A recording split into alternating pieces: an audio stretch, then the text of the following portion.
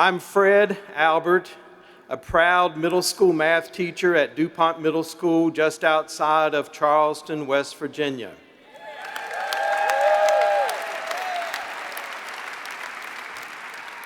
I'm also the president of AFT Kanawha, local number 4444, the largest local in the state of West Virginia. I'm also the state treasurer of AFT West Virginia. And it is my honor and my distinct pleasure to introduce Randi Weingarten, the president of the AFT and one of the most talented and inspiring leaders I have ever known. West Virginia is a small but spirited state, and it doesn't take long for people to get to know one another there. We go to church together. We attend civic and community events together. We see each other at the mall, or at the ice cream store, or at the Friday night high school football games. It doesn't take long to take a measure of a person and know who is friendly and reliable and who goes their own way. And sometimes that happens when you meet people who don't live in the state. Randi is such a person who comes to mind. I had long heard about her before we met. I heard she was smart, fearless, unrelenting in her pursuit of fairness and justice for her members. I made note of it, but when I saw her amazing leadership qualities come to life, when the West Virginia teachers and our service personnel members went out on strike for higher pay and more investment in public education, I knew she was the real deal. She took our cause on like it was the only issue that she had to deal with. Randi came to West Virginia the first day we stayed out of our schools to protest some of the lowest paid teacher salaries and service personnel salaries and the lowest investment in public education in the country. She gave us a rousing and inspirational pep talk, and she told us that our cause was right for our teachers, our service personnel, our kids, and our communities, and there was no going back. She made the decision to invest AFT resources in our effort, and she put the full weight of AFT behind our fight. She talked constantly to Senator Joe Manchin and the Democratic leaders in the state Senate, and she pushed them hard to make the Republicans understand that we were not going back. And she was in West Virginia on the day we won our fight with the governor and the West Virginia legislators. She walked the walk and she talked the talk. There was no finer friend and advocate for our cause than Randi. She is the real deal. And never, not ever, does she back down from what is fair and right. And finally, let me say that our win in West Virginia has helped us grow our membership by over 1,200 new members from January till June.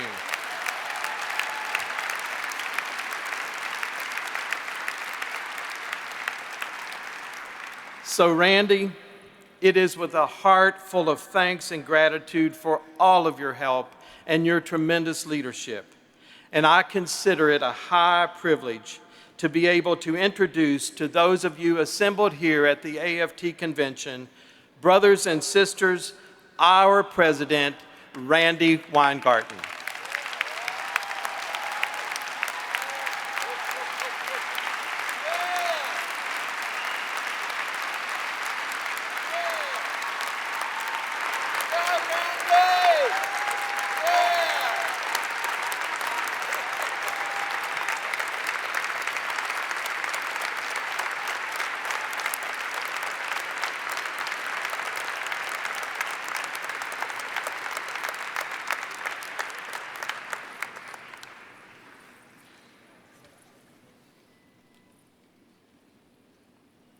Okay, thank you very much. I'm sitting down.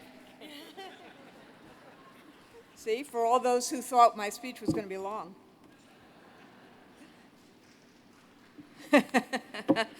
That's somebody in the back who just won the bet.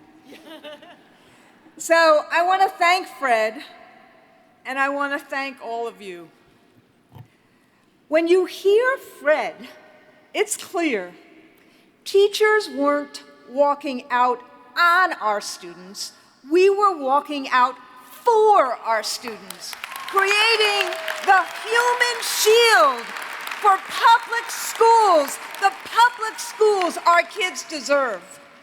Caring, fighting, showing up, creating hope in darkness. And we need that in these most surreal of times.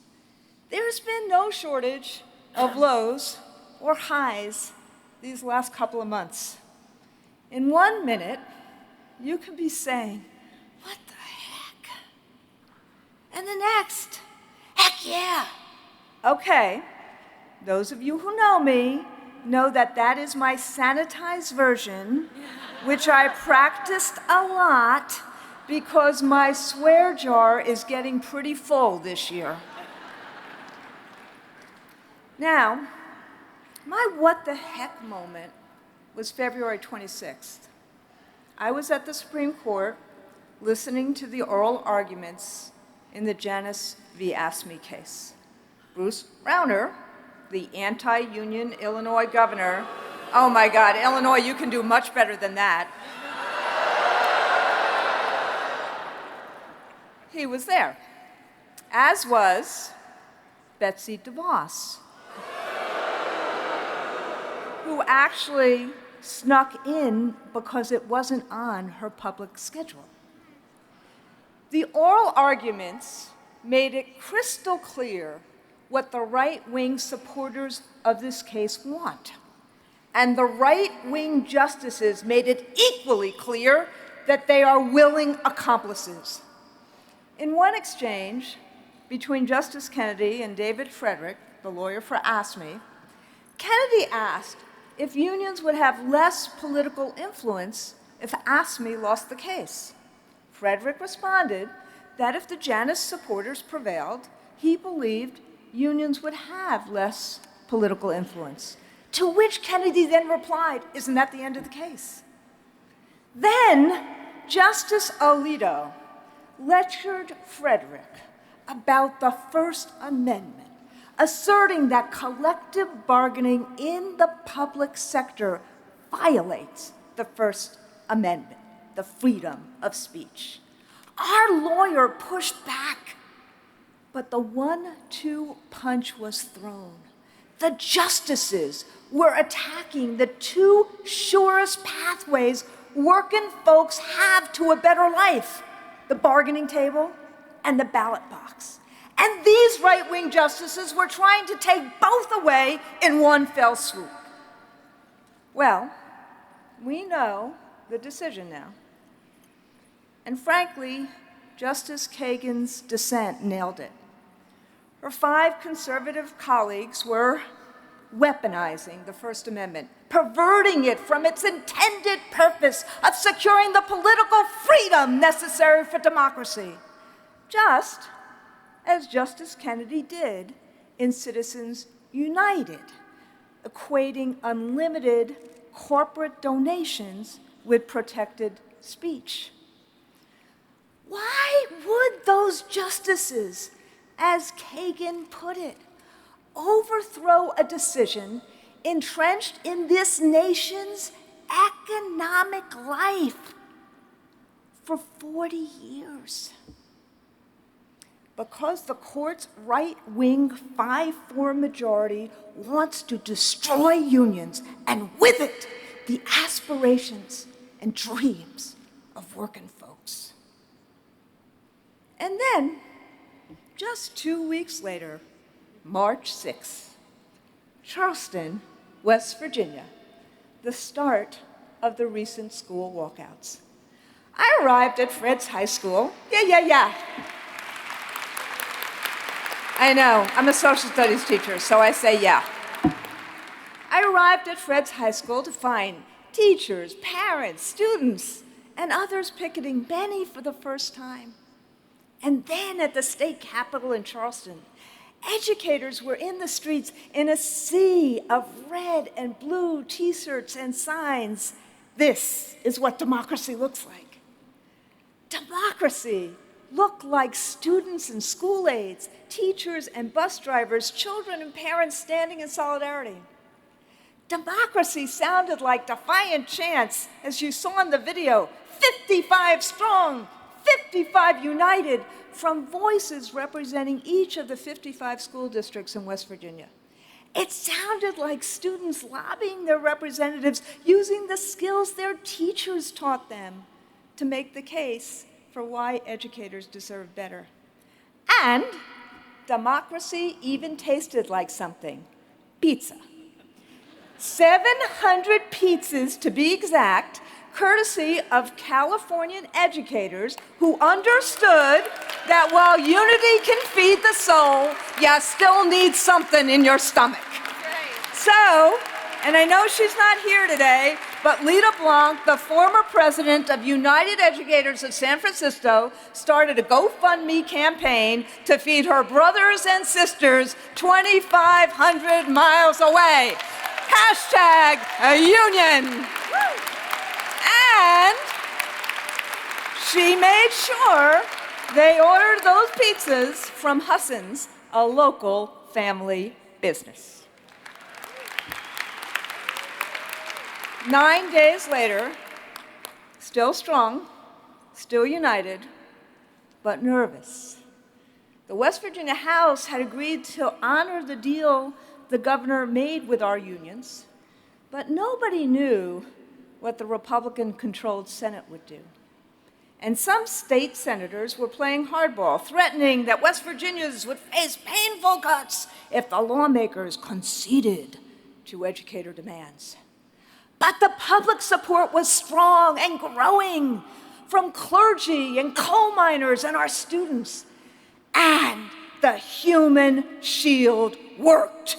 The Senate agreed. The moratorium on health insurance costs would hold, teachers would be getting a 5% raise, and so would state employees, and that was one heck yeah moment. But this is a good time for a water break. By the way, I got this text. But keep it between us.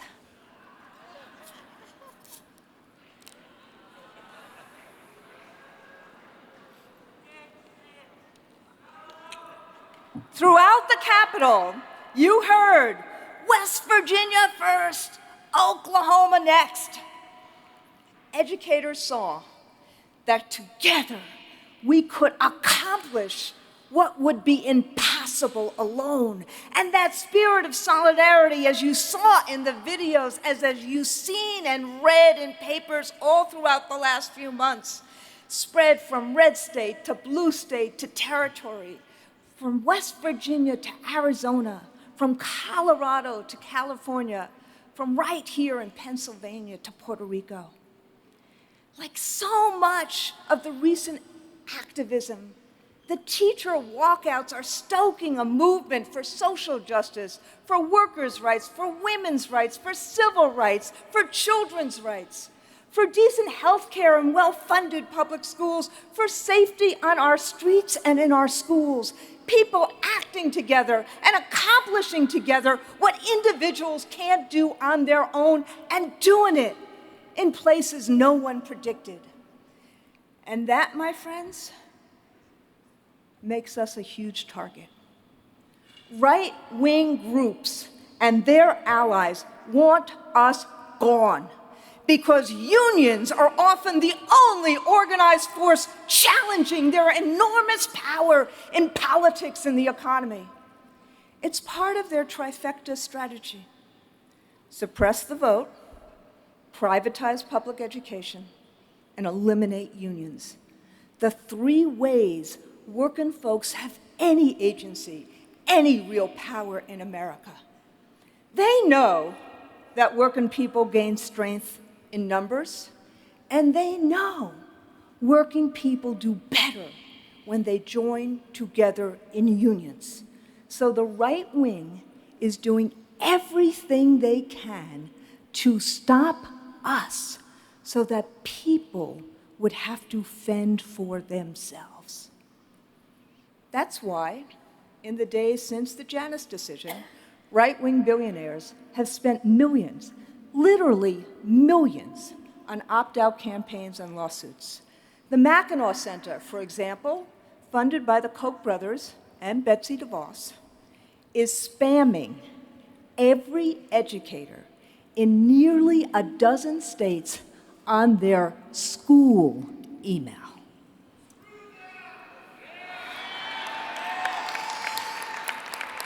You notice the swear jar doesn't happen to matter in the audience. But you put it in the swear jar, and we're going to donate everything in the swear jar to the Solidarity Fund for elections this year. Because speaking of Secretary DeVos, I think it's safe to say the whole country now knows what we knew the day her nomination was announced, that Betsy DeVos is the worst Secretary of Education ever.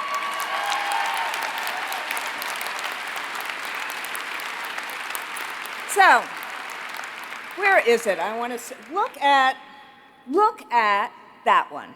Look at how the Freedom Foundation tries to pick off union members in Washington State. Give yourself a raise. Give me a break. You know who's paying for this? ALEC, the Walton Foundation, amongst others. The same groups that fight for huge tax cuts for the rich that end up decimating school funding so that students get scraps and many school employees can barely scrape by. The same groups that go after our pensions, our wages, due process, and on and on and on. Please, and I hope they're watching me, spare me the hypocrisy. But you know what? Where our opponents have waged their bare-knuckle opt-out campaigns, the stories of drops have been few and far between. We've seen the opposite, members recommitting and new members joining the union. Over and over, our members are sticking with their union.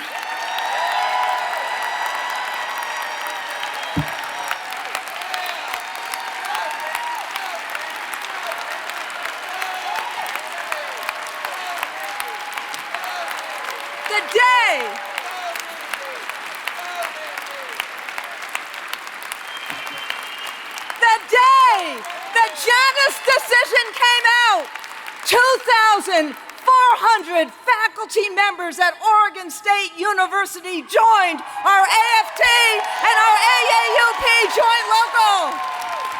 That same day, our nurses at the University of Cincinnati Medical Center won a contract that boosts salaries and a contract that will help prevent dangerous nurse fatigue. Within hours of the Janus decision being announced, the Professional Staff Congress received 238 new member applications. And they just kept coming. Speaking of nurses, though, one of our nurse locals is not here today because they're on strike. Nurses at the University of Vermont Medical Center are on a 2-day strike for fair wages and safe conditions. And so at the close of this session today, we will be showing our support in an act of solidarity. Working people see that through their union, they can accomplish together what is impossible on their own. That's why the AFT is growing. And today, your union has 1,755,000 members, the highest number ever. Caring, fighting, showing up. So, what gives us more of this? What gives us more of this? Knowing that these guys are hell-bent on creating more of this. How many of you were with us for the AFT Teach Conference way back in 2015? Show of hands. So if you were, I introduce you to this formula for so-called VAM, Value Added Measurement. Some officials, oh my God, you took my next line. Some officials claimed it's the formula for teacher quality, except it isn't. It's really about trying to strip teachers' professional latitude from the equation, reducing students to a test score and teachers to an algorithm to create a pretext to starve and privatize public schools. The good news is that because of our work, the last administration and Congress replaced No Child Left Behind with a new federal law, ESSA. And ESSA prohibits the Secretary of Education from mandating the use of student test scores in teacher evaluation.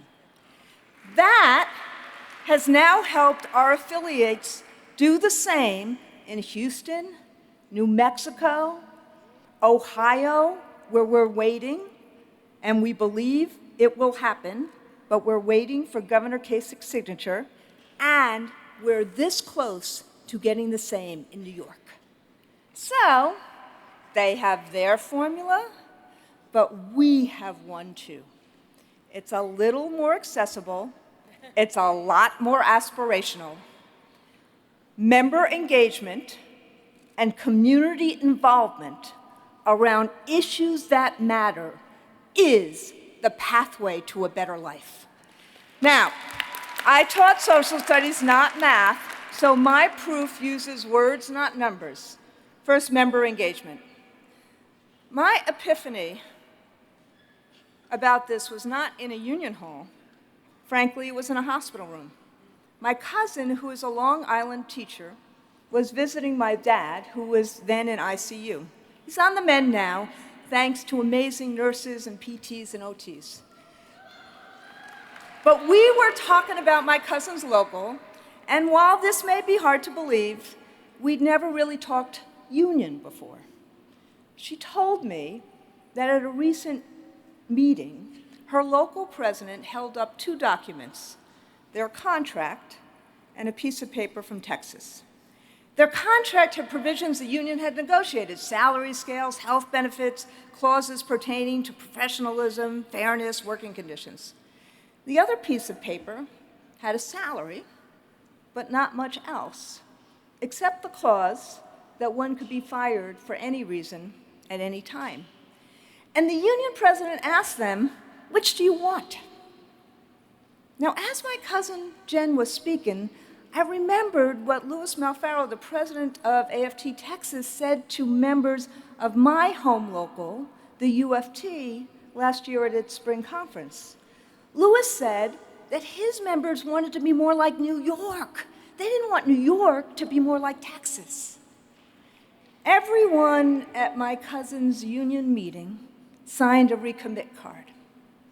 But the story doesn't end there. My cousin then volunteered. She's becoming involved in her local. She's having those one-to-one conversations with newer educators, explaining how we could lose everything we built. That's when I teared up, because I saw the transformation in her. We weren't just talking union. She was telling me how she felt empowered, what she was doing because of the union.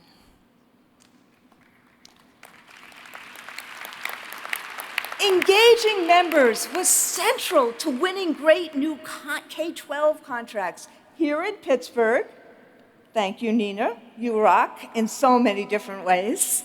In San Francisco, in Washington, D.C., in Boston, for state workers in New York and in Maryland. And the breakthroughs continue for adjunct professors at Temple, lecturers in Michigan, the whole state university system in New York, It's how Oregon's graduate workers and now UUP and the UFT have negotiated landmark parental leave provisions.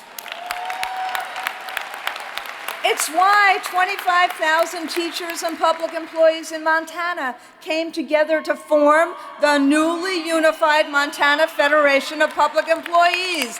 And Education Minnesota has organized 17 new units since our last convention, 20 since January 2016, including PSRP and charter units. And you already heard from Ida Diaz. But it's why the AMPR, the elected collective bargaining agent for teachers in Puerto Rico, affiliated with the AFT last August. Members engaged in their union is how we accomplish together what would be impossible on our own. It's members like Karen Murphy, the head custodian at a Jefferson County elementary school in Alabama. She's part of the AFT Teacher Leader Program. Karen, yes, a custodian, is part of the AFT Teacher Leader Program.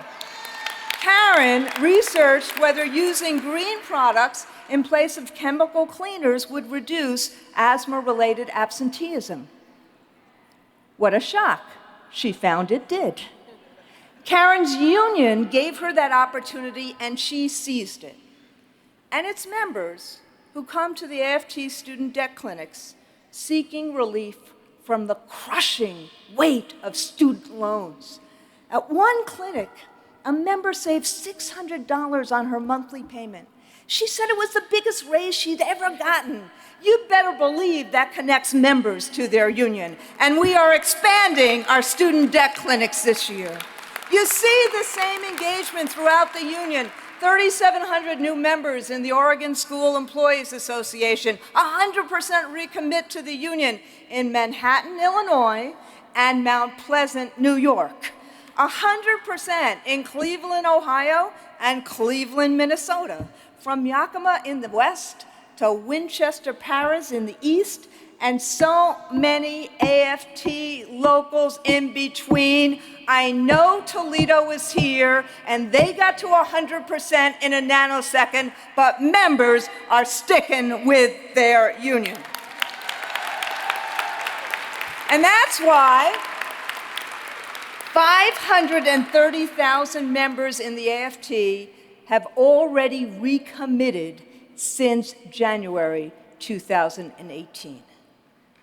Every recommit is a message to the dark money groups that are trying to crush us.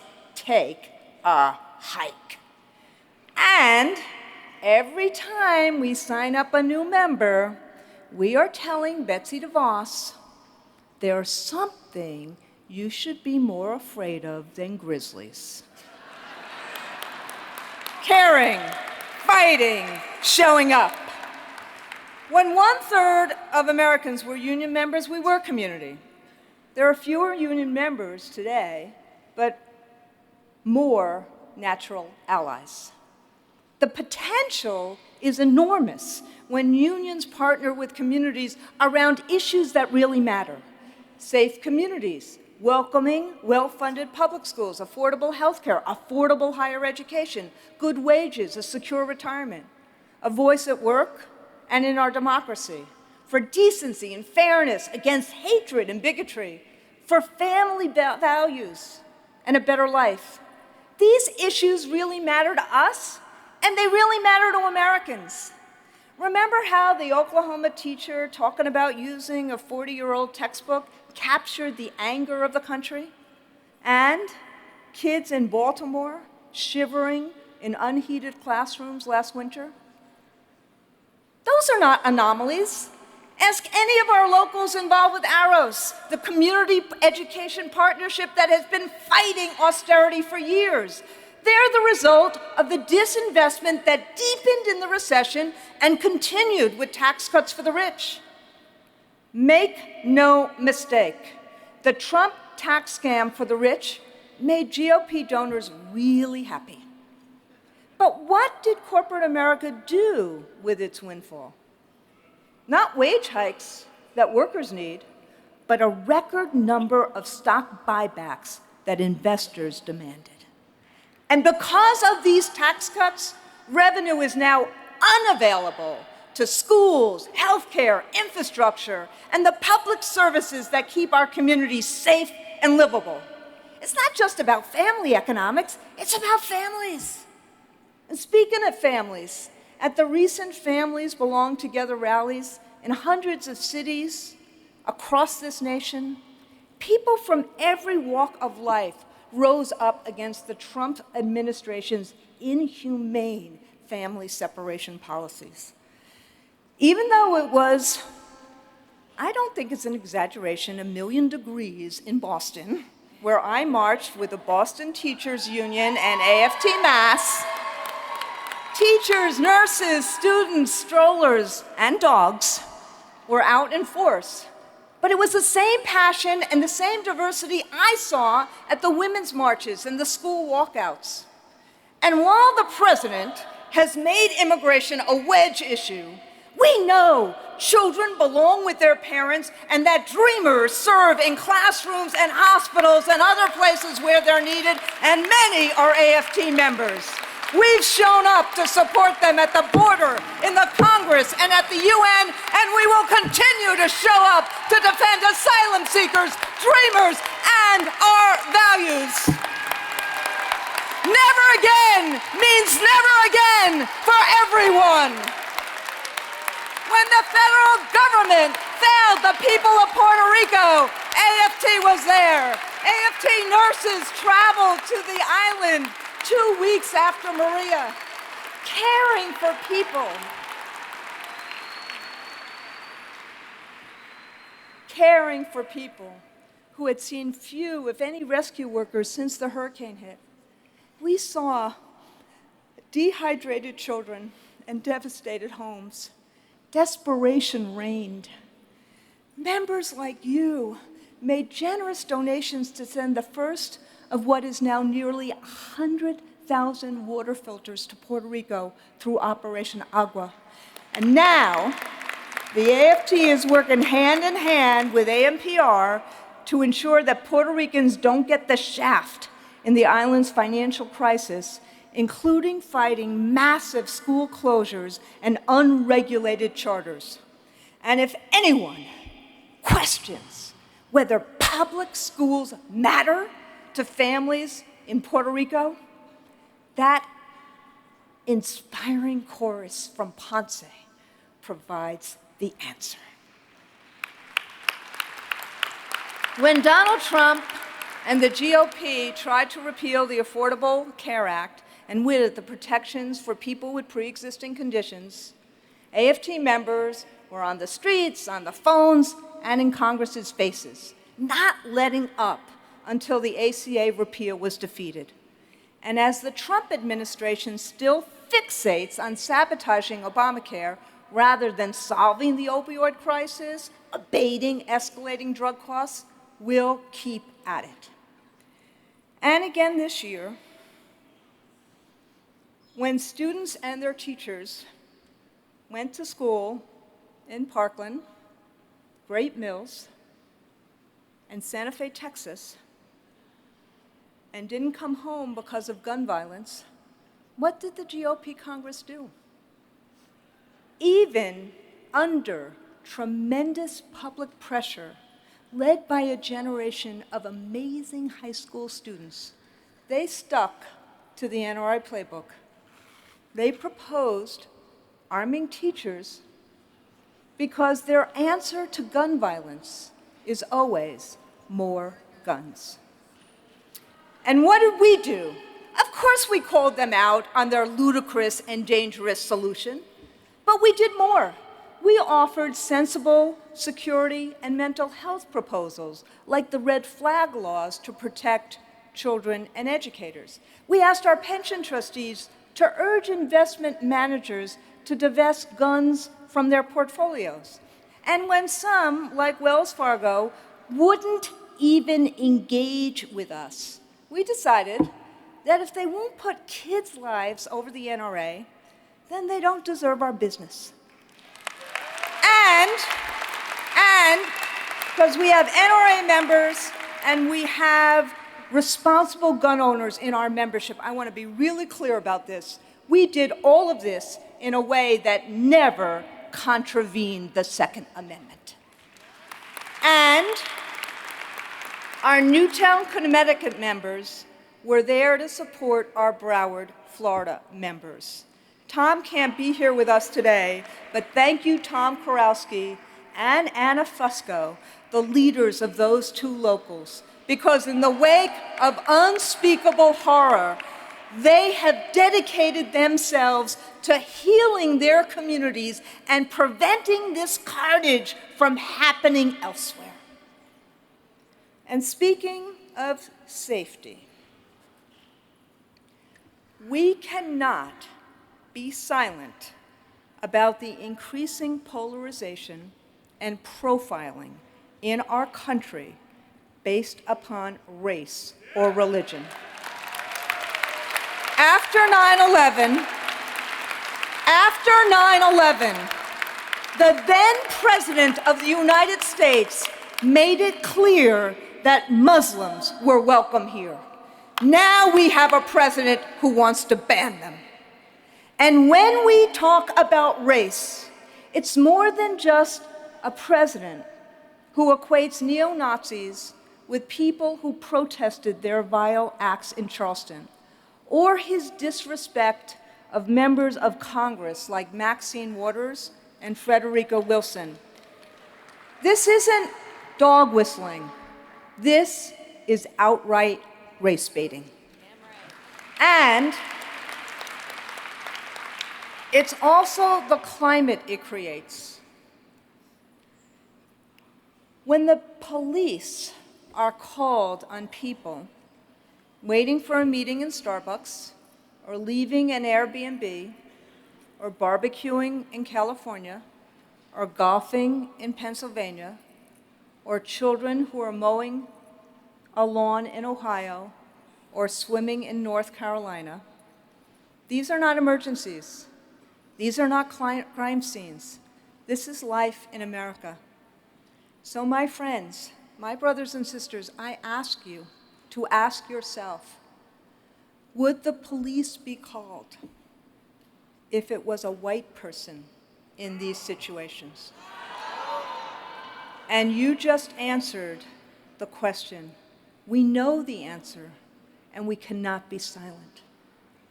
These fights are our fights, as are fighting against ruthless school closures in Chicago and school privatization in LA, demanding safe nursing staffing levels in New Jersey and the right to read in Detroit, working to keep the Alcoa aluminum plant open in Messina, New York, revitalizing McDowell County, West Virginia, and using our pension funds to create and rebuild our nation's broken infrastructure.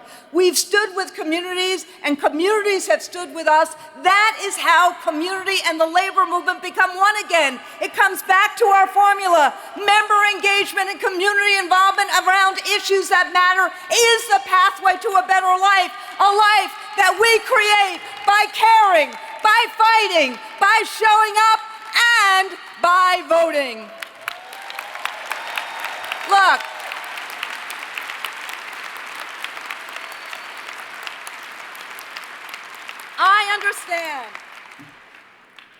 I understand why a lot of Americans voted for Donald Trump.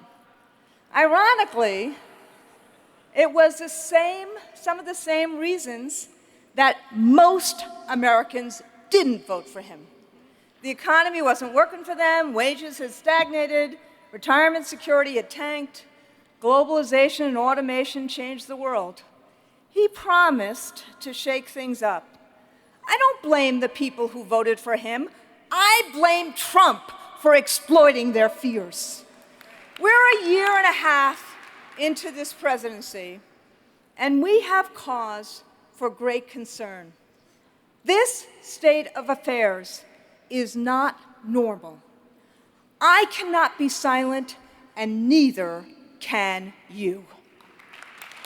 When the President of the United States refuses to condemn white nationalism and calls neo-Nazis very fine people, can we be silent? president describes immigrants as animals, rapists, and criminals, can we be silent?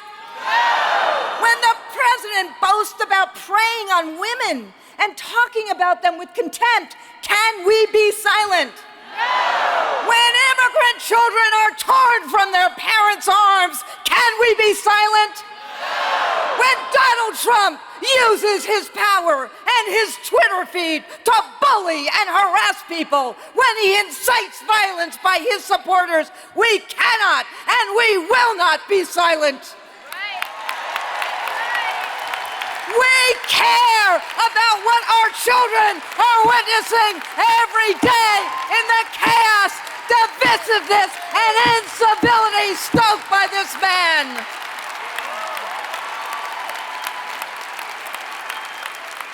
But you tell me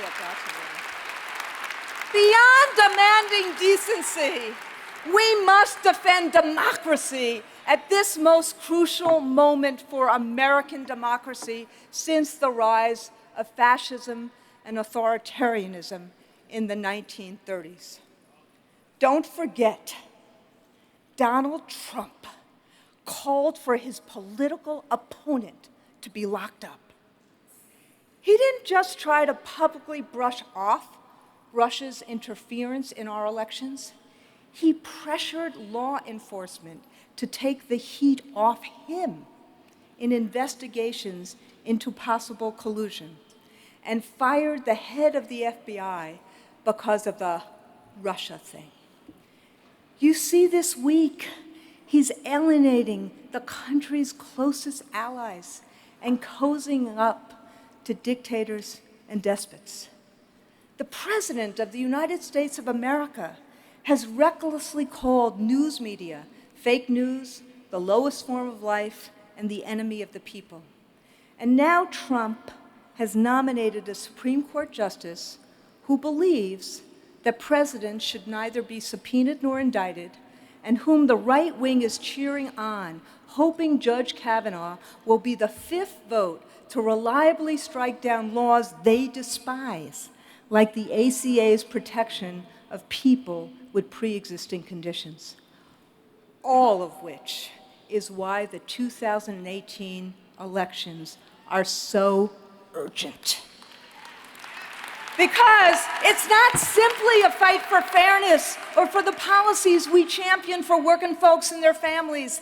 These elections won't just determine whether Republicans or Democrats prevail, but whether cruelty or decency will prevail. We must be a check and balance for our democracy and for a society that is safe and welcoming and sane. And America's labor movement is central to defending democracy. Authoritarian governments invariably attack unions, seeking to undermine them because unions have always been in the forefront of the fight for democracy. We've seen this in our lifetimes, as unions have led the battle for democracy in communist Poland, Pinochet's fascist Chile, and during apartheid in South Africa. Look, we didn't ask for this moment. In fact, we did everything we could to get to a different outcome in 2016. Yet, here we are. Brothers and sisters, these are the stakes right now. We cannot and we will not be silenced. But this is the good news and why I have hope. We are not silent. We've become an activist nation. People see that despair is not a strategy and that together these fights are winnable. Seemingly every weekend, America is rallying for Black lives and against white supremacy, for diversity and tolerance, and against discrimination of all kinds, for safe schools, safe streets, affordable health care, higher wages, well-funded schools, and well-funded public services. But the next fight in this front, and it's no exaggeration, is for our democracy. So, when it comes to November 2018, We must be together, and we must be all in, which is why I am so glad that both Secretary Clinton and Senator Sanders are with us at this convention. And the Secretary is already in the House. Our members feel the urgency. This year, nearly 300 of your fellow AFT members aren't just casting their ballots, they're on the ballot. Walkouts turning into walk-ins to the voting booth. AFT members and alum are running for governor of Michigan, for Congress, for state and local legislative races. They're running for the Oklahoma, Utah, and West Virginia House of Representatives, the West Hartford Council, and dozens of school boards. And we need them to win. NYSET member John Mannion's race could determine control of the New York State Senate. And we cannot take our eyes off the need to take back the majorities in both houses of Congress. Donald Trump, excuse me, I have no voice left. Donald Trump has made his choices to challenge our norms, our institutions, our very democracy. Now it's time for us to make our choices. So a decade ago, you gave me the honor of leading this great union. And what a decade it's been. It gave us President Obama and President Trump. Oh my God, you could do better than that. Waiting for Superman, and true superheroes. Woo. The testing obsession and mass mobilization. Supreme Court decisions like Janus and like the right to marry for people like myself who never in my lifetime thought I could or would. We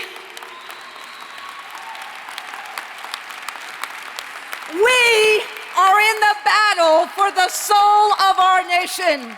It's terrifying, but we have confronted dreadful times before. Slavery and the Civil War, 2 world wars, the Great Depression, Jim Crow and lynching, Native Americans forced onto reservations, Japanese Americans confined to internment camps. But I come down on the side of hope. Because of you, we bring hope in the darkness. America can and does change. Yes, power concedes nothing without a demand, as Frederick Douglass taught us. And we have been fighting powerful forces for centuries, for millennia, in fact. In the case of Moses, who was the first labor organizer fighting for the emancipation out of Egypt. Mother Jones fought another West Virginia battle, that time for coal miners, and the Freedom Riders fought Jim Crow. The arc of the universe does bend towards justice, but not on its own. It bends because of people like you and me. We put our hands on it and we bend it. So, now it's our turn. This is on us. This is our moment, and this is our movement. There are very few times in life you can look back and say, because of our movement, our actions, our human shield, that we turned back cruelty and created decency, that we have exercised all our muscles to bend that arc, that we turn back darkness into hope. Thank you.